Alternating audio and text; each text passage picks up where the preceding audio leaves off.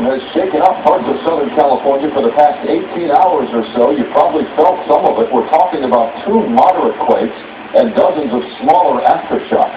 KCLA's Glenn Walker live at Caltech with more on what's going on beneath us. Glenn.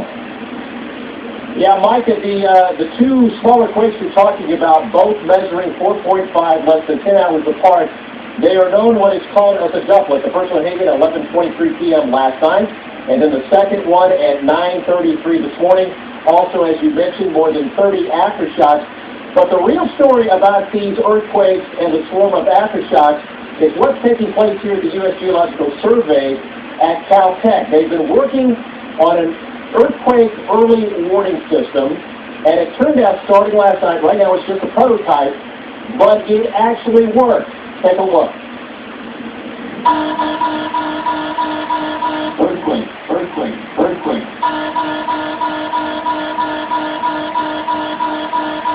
We have a prototype of that system running today. It's been running since January, and it was in operation at the time of the 2 earthquakes that we experienced in the last few hours. So, in the case of the first event last night, here in Pasadena, we got about 9 seconds warning before the strongest shaking was felt here. In the case of the second quake, it's a little bit less, about 4 seconds warning. That's not very much time, but the earthquake was actually quite close to Pasadena. The farther away you are, the more advanced warning you get. Earthquake, earthquake, earthquake.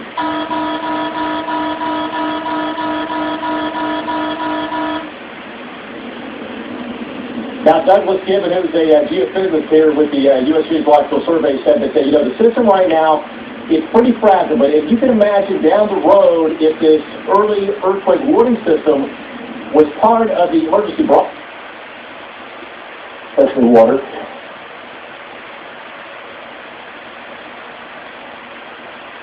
Yep. You can get into some serious. Dave, could you...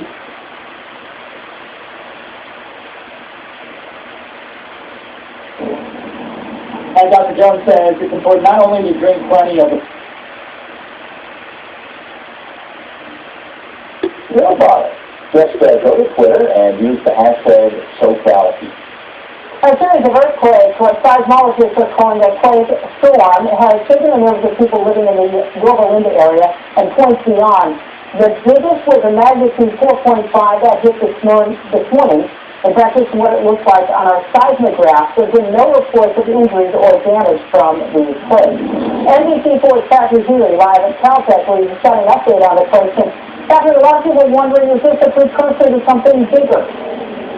Well, listen, Chuck, of course, percentage-wise, there's always that possibility, and there are more calculations about arriving at actual odds for that.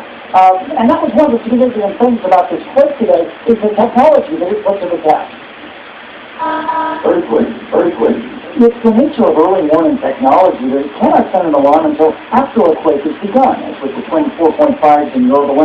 But what about forecasting?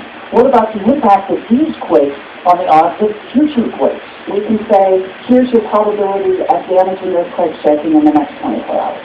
And because of the 4.5 that we just had, it's about 1 in 1,000. Lucy Jones of USGS says that's not a big number, but it is an increase in likelihood of 10 to 100 times more than normal. The probability actually dies off the time pretty quickly. We're down by a factor of 2 or 3 just by having gone a few hours. Dr. Jones focuses on research to reduce risk. Ultimately, every Southland community will have its own risk profile. Look for us in about a year.